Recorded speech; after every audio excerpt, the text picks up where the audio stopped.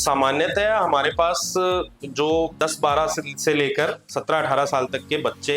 इस कंप्लेन के साथ आते हैं कि उनके जो वृषण कोष है, टेस्टिस है, उसमें अचानक से दर्द हुआ और स्वेलिंग आ गई। और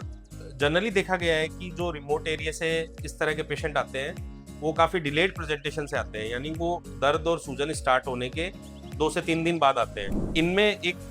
सामान्यतः इस एज ग्रुप में एक प्रॉब्लम देखने को मिलती है जिसे कि टेस्टिकुलर टॉर्शन कहते हैं। उसमें जो टेस्टिस है वो अपने एक्सिस, जो इसकी ब्लड सप्लाई है, उसके ऊपर रोटेट हो जाता है, जिससे कि उसकी जो ब्लड सप्लाई है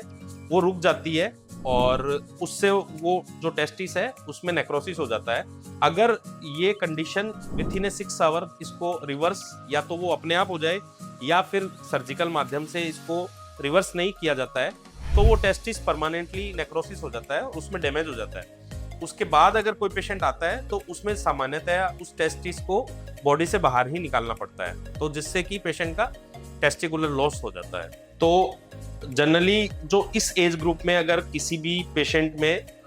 सडन ऑनसेट टेस्टिकुलर पेन होता है तो उसे तुरंत ही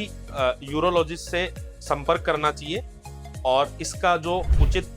सर्जिकल ट्रीटमेंट है उसको लेना चाहिए, जिससे कि पेशेंट को टेस्टिकुलर लॉस ना हो।